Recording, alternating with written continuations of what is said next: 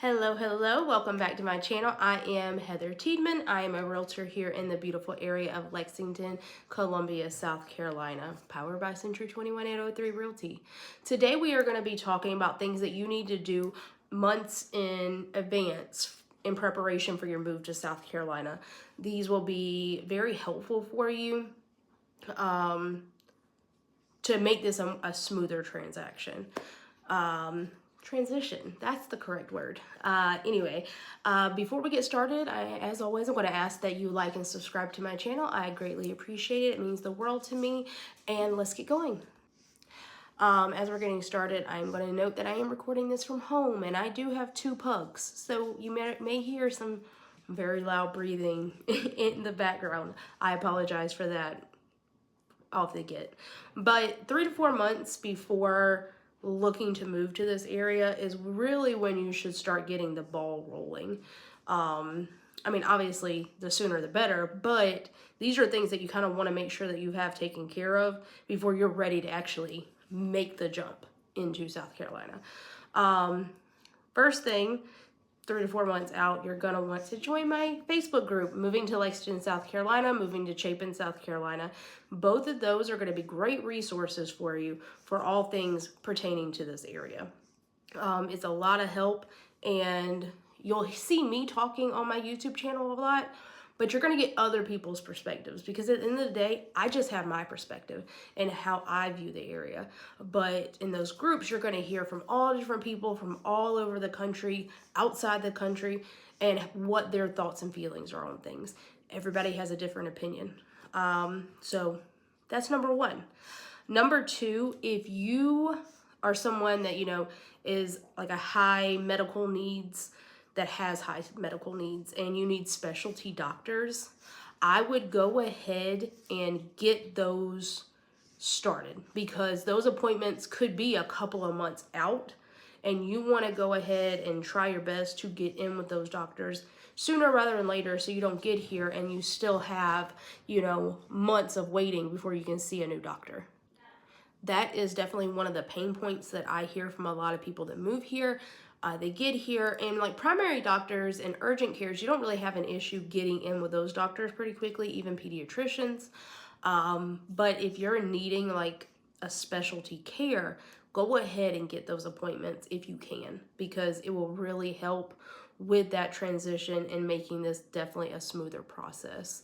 Another one that is kind of weird that I didn't realize, because we have so many of them, it takes a little bit of time to get in with a dentist as well. So if you are getting close to the time where it's, you're needing a teeth cleaning or you're having tooth pain or something, I would definitely go ahead and try to get in with those doctors, those dentists, because those are taking a few months to get in as well.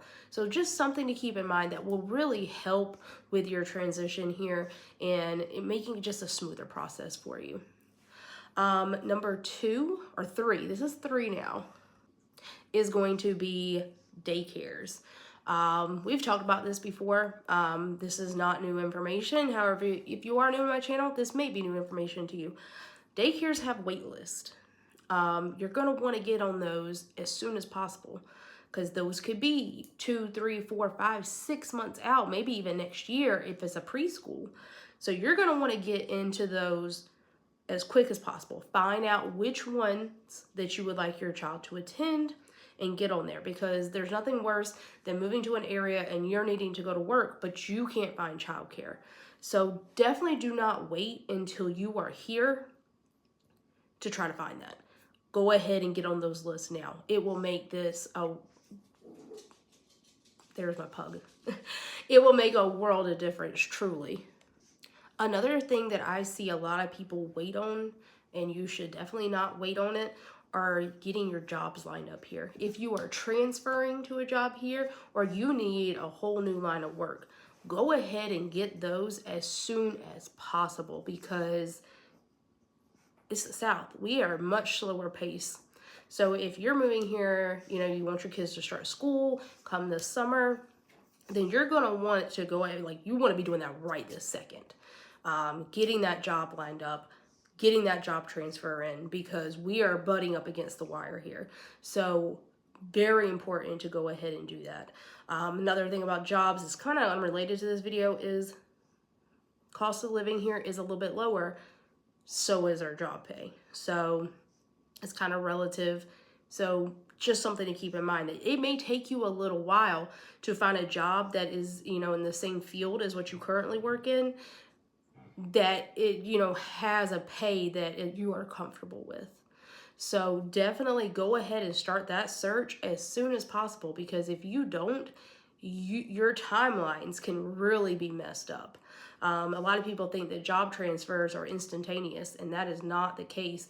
Sometimes those can take 3, 4, 5, 6 weeks to be, you know, to be able to get that lined up and get going on that process. So without a doubt, you're going to want to do that at least 3 to 4 months out.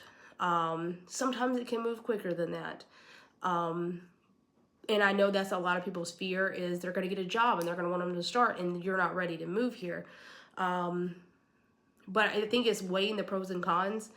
Is moving here a little bit earlier better for you, is moving here late and then your kids having to start a new school, you know, months into the new school year more important. So definitely just figuring out what is best for you and your family and your situation is key. So definitely would look for those jobs and trying to get that lined up as soon as possible.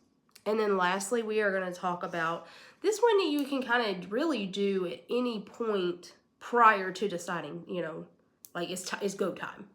And this is the last one I have for you, and that is narrowing down where you want to live.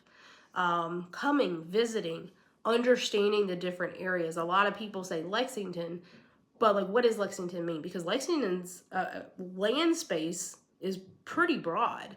You can live very rurally out by Gilbert, or, you know, closer to Pillion, or you can live right in the middle of the town. So what part of town do you want to live in?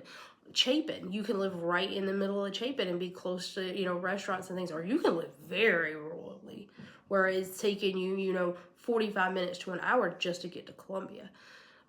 Same with Irmo and Columbia. There are so many different areas that have completely different feels. I mean, I can just take Columbia.